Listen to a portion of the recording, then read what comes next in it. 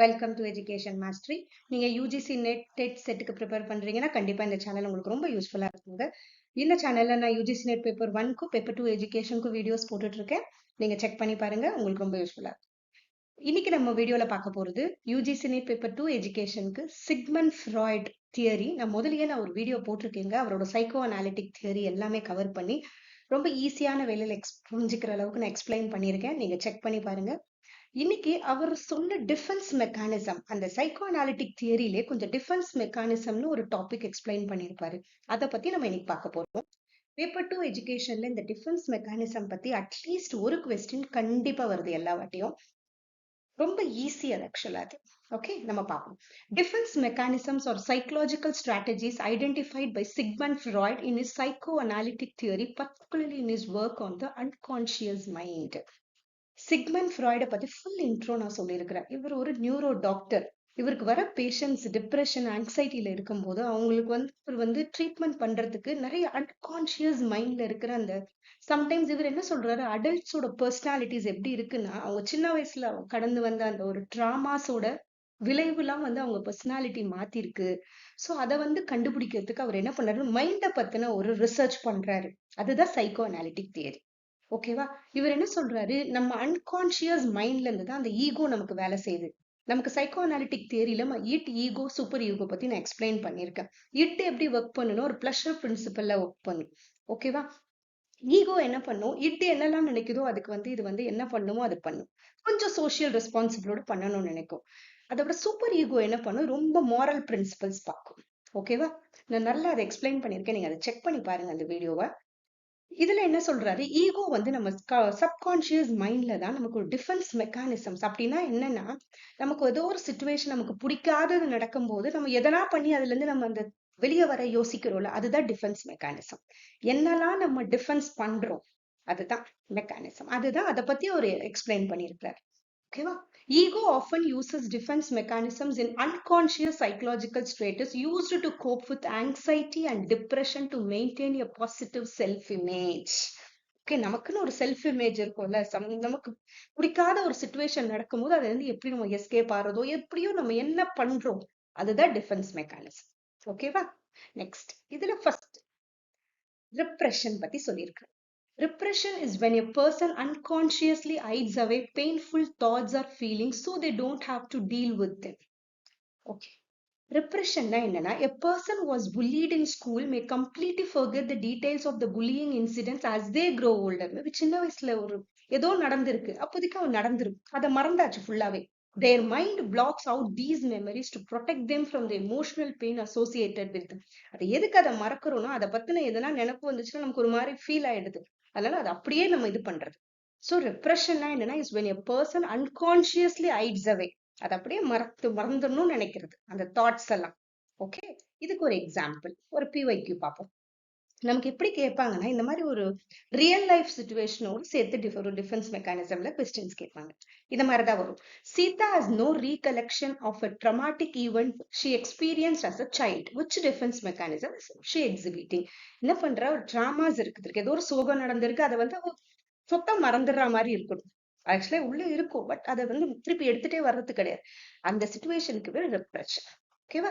மத்த எல்லாத்த பத்தியும் நம்ம கண்டிப்பா படிக்கலாம். டினையல், ப்ரொஜெக்ஷன், டிஸ்பிளேஸ்மெண்ட் எல்லாத்த பத்தியும் எக்ஸ்பிளனேஷன் இருக்கு. இப்போ என்னன்னா ரெப்ரெஷன். ரெப்ரெஷன்னா என்னது, அவளுக்கு சின்ன வயசுல நடந்த ஒரு சோகத்தை ஃபுல்லா அப்படியே ஹைட் பண்ணியாச்சு, அதை பத்தின நினைவுகளே வராம பாத்துக்கிறது தான் repression. Okay. Now second defense mechanism, denial. Denial என்னன்னா, denial is a defense mechanism where a person refuses to accept reality or facts, often to protect themselves from uncomfortable emotions. ஓகேவா? இப்ப இந்த எக்ஸாம்பிள் பாத்தீங்கன்னா தான் உங்களுக்கு கரெக்டா புரிஞ்சும். A smoker continues to smoke heavily despite being aware of the health risk, insisting that it won't happen to me. தெரியும் நம்ம பண்றது தப்புன்னு தெரியும், ஆனாலும் எனக்கு ஒண்ணும் வராது. சம்டைம் சின்ன குழந்தைங்களே எதனா ஒரு ஷார்ப் எதனா விளையாடும் போது சொல்லுவோம், கை குச்சிக்கோ, இது ஒன்னாவது சில பசங்க சொல்லும். அதே சிச்சுவேஷன் தான் இது, டினையல் பண்றது. Okay, ignoring any symptoms that may suggest advice. Okay, டினையல்னா அது அப்படியே டினையல் பண்றது. இல்ல எனக்கு ஒண்ணும் ஆகாதுன்னு சொல்லிக்கிறது. See, despite receiving multiple feedback from teachers about his poor grades, at lack of effort, Raju insists that he is doing fine and doesn't need to study more. அவனுக்கு தெரியுது நம்ம படிக்கலன்னு. இருந்தாலும் என்ன சொல்றது? இல்ல இல்ல நான் நல்லா தான் படிக்கிறேன். அது மாதிரி அவன் சொல்லிக்கிறது. அது என்ன டிஃபென்ஸ் மெக்கானிசம் இது? Denial. Okay, va? Despite receiving multiple feedback from teachers about his poor grades and lack of effort, Raju insists that he is doing fine. இல்ல இல்ல நான் நல்லா தான் பண்ணிட்டு இருக்கேன். சில பசங்க சொல்லுல, அது டினையல். அது ஒத்துக்கிறது கிடையாது. நான் பண்ணது தப்புன்னு தெரியும், இருந்தாலும் அதை ஒத்துக்கிறது கிடையாது. அதை டினை பண்றது, டினையல். ஓகேவா? Next third one, projection. Projection is a defense mechanism in which a person attributes their own unacceptable feelings or thoughts onto someone else instead of acknowledging them in themselves. For example, பாருங்களேன். Someone who has unresolved feelings of jealousy towards a co-worker might frequently accuse that co-worker of being jealous or competitive, projecting their own emotions to the other person. இது பாருங்க. Sarah often uses her classmates of not liking the teacher and being uninterested in the subject, while she is the one who feels this way. Which defense mechanism is Sarah using? இந்த மாதிரி தான் question வரும். ஆக்சுவலா அவளுக்கு தான் டீச்சரை பிடிக்கல, அந்த சப்ஜெக்ட பிடிக்கல, ஆனா அதை ஒத்துக்கிறது கிடையாது. உனக்கு பிடிக்காது, மத்த பசங்களை சொல்றது. ஆக்சுவலா தான் கிட்டதான் அந்த ப்ராப்ளம் இருக்கும், ஆனா மத்தவங்க கிட்ட இருக்க மாதிரி அது பேசுறது. அது பேரு தான் என்னது? ப்ரொஜெக்ஷன். ப்ரொஜெக்ட் பண்ணிக்கிறது. மத்தவங்களுக்கு அந்த ப்ராப்ளம் இருக்க மாதிரி ப்ரொஜெக்ட் பண்ணிக்கிறது. ஆக்சுவலா ப்ராப்ளம் தான் கிட்டதான் இருக்கும். ஓகேவா? Next, displacement. Fourth one, displacement. Displacement is a defense mechanism where a person redirects their emotions or feelings from a threatening target to a safer one. Okay, displacement நம் வேற இடத்துல காட்டுறது. அதை a person who is reprimanded by their boss at work may go home and angrily yell at their spouse or children. Okay, ஆபீஸ்ல நடந்த ஒரு பிரச்சனைக்காக வீட்டுல போய் கத்துறது, வேற ஒருத்தவங்க கிட்ட தன்னை கோவத்தை காட்டுறது, அதான் displacement. Okay, redirecting their frustration from the boss to their family members who are less threatening. Actually, less threatening na avanga nammala edhum seiya maatanga, na boss eduthu pesna avaru edana பண்ணிட்டு வர பயமும் இருக்கும் இல்லையா? அது displacement. கோவம் ஆக்சுவலா எங்க காட்டணுமோ அங்க காட்டாம வேற இடத்துல அது காட்டுறது டிஸ்பிளேஸ்மெண்ட். ஓகேவா? கொஞ்சம் கொஞ்சம் கம்மியா இருக்கவங்க கூட வச்சுக்கலாம். அவங்க வந்து நம்ம கிட்ட ரொம்ப ரியாக்ட் பண்ண மாட்டாங்க. ஓகே, அதுவும் வச்சுக்கலாம். எப்படி பிஒய்க்யூல வரும் பாருங்க. After being frustrated by a difficult math assignment, Ria comes home and yells at her parents over something minor things கூட கத்துறது. ஆக்சுவலா மேத் அசைன்மெண்ட் சரியா பண்ணல. ஓகே, அந்த ஒரு இது பிரெயின்ல இருக்கு. வீட்டுக்கு வந்து பசங்க கிட்ட அப்படியே வீட்டுக்கு வந்து பேரண்ட்ஸ் கிட்ட கத்துறது. அங்க நடக்கிற பிரச்சனை இங்க வந்து கத்துறது.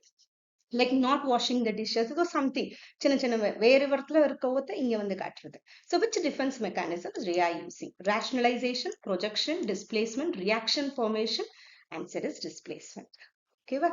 எங்க காட்டுமோ அங்க கோவம் காட்டாம கீழே இருக்கவங்கன்னா அந்த அளவுக்கு ரியாக்ஷன் நமக்கு வராது, எதிர்வினை வராது, அவங்க கிட்ட காட்டுறது. அதுதான் displays. Next, fifth, sublimation. Sublimation is a defense mechanism that involves channeling unacceptable impulses or desires into socially acceptable activities or behaviors.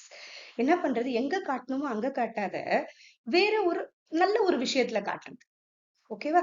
So a person with aggressive tendencies may become a skilled boxer, channeling their aggression into a sport where controlled aggression is not only accepted but admired. சரி, ரொம்ப அக்ரெசிவா இருக்கிறவன் என்ன பண்றா? நல்ல sports ஆடி அங்க வந்து அந்த aggression இருக்கும்போது ஆட்டோமேட்டிக்கா நல்லா ஆக்டிவா ஸ்போர்ட் வரும்ல. சோ அந்த இடத்துல அவனோட அக்ரெஷனை காட்டுறேன். எக்ஸாம்பிளோட பார்த்தா கண்டிப்பா புரியும். அதுக்கு தானே எக்ஸாம்பிள் அங்கங்க சேர்த்து வச்சேன். ஏன்னா இது வந்து நம்ம மொத்தமா படிச்சா கன்ஃபியூஸ் ஆகும். எக்ஸாம்பிளோட பார்த்தா மட்டும் தான் புரியும். After being frustrated with his job, Jack channels his energy into his hobby of painting, creating beautiful art. Which defense mechanism? இது ஒண்ணுமே இல்ல. டிஸ்பிளேஸ்மெண்ட்னா ஒரு நல்ல விஷயத்துல வந்து நம்மளோட மைண்ட மாத்தி பண்றது. ஓகேவா? So displacement, sublimation, regression, identification. Answer இதுல sublimation. Sublimation socially acceptable இல்ல ஒரு நல்ல விஷயத்துக்கு பண்றதுக்கு மாத்துறதுன்னா அது sublimation. ஓகேவா? Next, rationalization. Rationalization is a defense mechanism that involves creating logical excuses or explanations for behaviors or feelings to avoid facing the true underlying reasons. Next, இது example பாருங்க, புரிஞ்சிடும். After failing a driving test, a person might rationalize the failure by saying that the test was unfair or the examiner was biased, rather than admitting they didn't study enough. Sometimes the examல கூட இது நடக்கும் நார்மலாவே.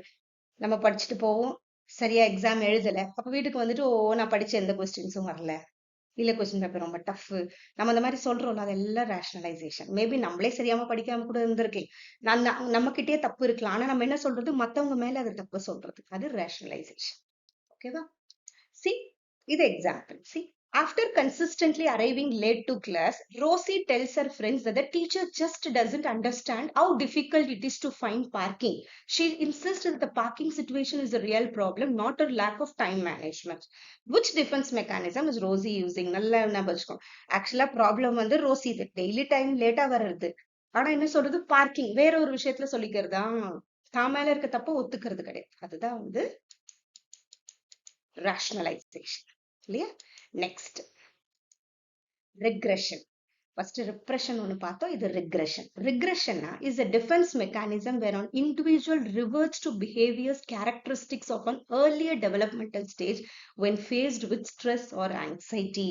Sometimes என்ன பண்ணுவோம், நம்ம சின்ன வயசுல எதனா ஒண்ணு பண்ணியிருப்போம், கொஞ்ச நாள் விட்டுருவோம், அதை பண்ண மாட்டோம். ஆனா நம்ம வளர்ந்ததுக்கு அப்புறம் ஏதோ ஒரு ஸ்ட்ரெஸ்ஸோ ஆங்ஸைட்டியோ வரும்போது திரும்பியும் அந்த மாதிரி பண்ண தோணும். நம்ம ஸ்ட்ரெஸ் குறைக்கிறதுக்கு, அதுதான் ரிக்ரெஷன். ஓகேவா? An adult who is under a lot of stress might start sucking their thumb again, a behavior reminiscent of their childhood when they feel safe and comforted. அப்போ அது மாதிரி பண்ணும்போது ஒரு மாதிரி ஒரு கம்ஃபர்ட்டா தோணுச்சு. நமக்கே அது மாதிரி சின்ன சின்ன ஹேபிட்ஸ் இருக்கலாம். நம்ம ஸ்ட்ரெஸ்ஸா இருக்கும்போது அதை திரும்பியும் பண்ணுவோம். சைல்ட்ஹுட் மெமரிஸ் கூட சொல்லணும். சைல்ட்ஹுட் ஒரு ஹேபிட் வந்து திரும்பியும் நம்ம பண்ணும்போது அதுதான் ரிக்ரெஷன். இதுக்கு examples. When 7-year-old Sophie is upset after a classmate teases her, she starts to throw a tantrum, okay, crying and stomping her feet. Even though she usually behaves maturely in school, which defense mechanism is Sophie using? Actually, Sophie ரொம்ப நல்ல பொண்ணு, ரொம்ப matured girl, ரொம்ப டிசிப்ளின்டா இருப்பாங்க. அந்த சமயத்துல ஒரு பொண்ணு ஒரு மாதிரி பண்ண உடனே ரொம்ப ரூடா பிஹேவ் பண்றா. சின்ன வயசுல பிஹேவ் பண்ண மாதிரி கத்துறது, அலறது, சின்ன வயசுல பிஹேவ் பண்ண மாதிரியே பண்றா. இது என்னன்னா rationalization, displacement, regression, projection. Answer is regression. மொத்தம் ரெண்டு பார்த்தோம், regression.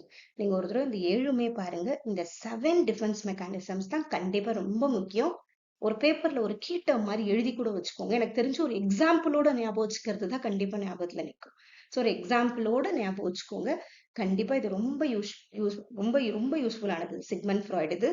சிக்மண்ட் ஃப்ராய்ட் தியரியும் ரொம்ப இம்பார்ட்டன்ட், சைக்கோ அனாலிட்டிக் தியரியும் ரொம்ப இம்பார்ட்டன்ட், சைக்கோ செக்ஷுவல் டெவலப்மெண்ட் அந்த தியரி ரொம்ப இம்பார்ட்டன்ட், அவரோட பார்ட்ஸ் ஆஃப் மைண்ட், அது சப்கான்ஷியஸ், அன்கான்ஷியஸ், கான்ஷியஸ், அதுவும் ரொம்ப இம்பார்ட்டன்ட். த டிஃபென்ஸ் மெக்கானிசம் இதுவும் ரொம்ப இம்பார்ட்டன்ட். ஓகேவா? Thank you so much. இந்த வீடியோ கண்டிப்பா உங்களுக்கு ரொம்ப யூஸ்ஃபுல்லா இருந்திருக்கும். யூஜிசி நெட் பேப்பர் 2 எஜுகேஷன் வேற யாருன்னா எழுதுற உங்களுக்கு தெரிஞ்சாலும் அவங்களுக்கும் நீங்க இதை ஃபார்வர்ட் பண்ணுங்க. Thank you so much.